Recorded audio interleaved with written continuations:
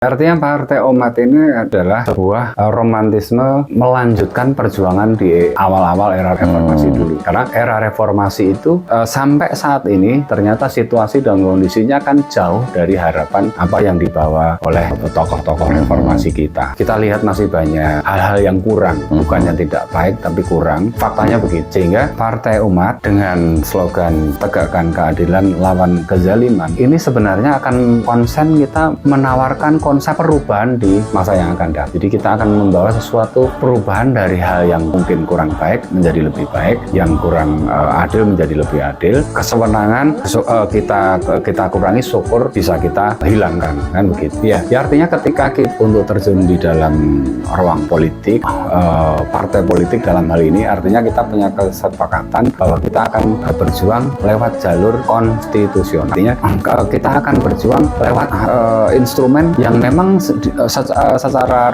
ruang politik itu sudah disediakan jalur dan instrumennya oleh pemerintah. Sehingga kita akan berjuang di situ, akan membawa misi, akan membawa aspirasi dari masyarakat, karena sebenarnya sesuai dengan amanat undang-undang kemerdekaan. Jadi lebih gamblangnya proklamasi 17 Agustus pada tahun 1945 itu adalah manifestasi dari kedaulatan rakyat sebagai tujuan akhir dari perjuangan. Sehingga semua arah perjuangan, semua progres perjuangan itu harusnya ditujukan untuk kesejahteraan rakyat sebanyak-banyaknya. Kalau kita melihat situasi saat ini kan di sekitar kita banyak sekali konflik sosial yang dimungkinkan muncul karena terjadi situasi yang dirasakan oleh masyarakat bawah itu kesannya tidak. Kalau kita mengamati situasi itu kan kita dituntut objektif melihat, menganalisa. Artinya kita tidak menafikan kinerja dari penguasa selama ini. Apakah penguasa selama ini buruk semua? Kita tidak bisa begitu. Kita harus objektif ya. Artinya ada hal-hal yang dibangun, ada hal-hal yang sudah dikerjakan dan itu mungkin bermanfaat untuk masyarakat banyak. Cuman tidak boleh sebuah pembangunan itu beriringan dengan penderitaan rakyat. Jadi maksudnya begini, oke, mungkin dibangun infrastruktur berupa jalan tol, dibangun industri, dibangun sebuah pabrik-pabrik, tapi itu menjadi tidak benar ketika pembangunan ini di sisinya masih ada penderitaan rakyat yang masih dirasakan.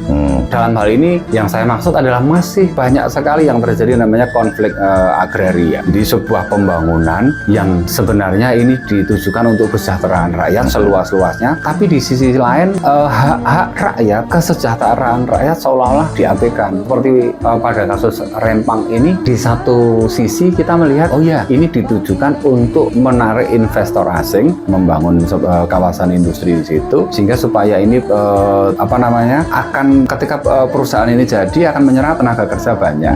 Harapannya akan mensejahterakan rakyat. Tapi ini akan menjadi ambivalen ketika akan dibangun sebuah kawasan industri yang harapannya akan mensejahterakan rakyat, tapi di awalnya banyak rakyat-rakyat yang faktanya menjerit, menangis karena kehilangan hak-haknya, atau lebih tepatnya mungkin hak-haknya tidak terakomodir dengan baik oleh kekuasaan. Sebuah negara yang mencoba membangun perekonomiannya, baik infrastruktur, industri dan segala macamnya, aspek yang harus diperhitungkan adalah dari sisi ketahanan negara.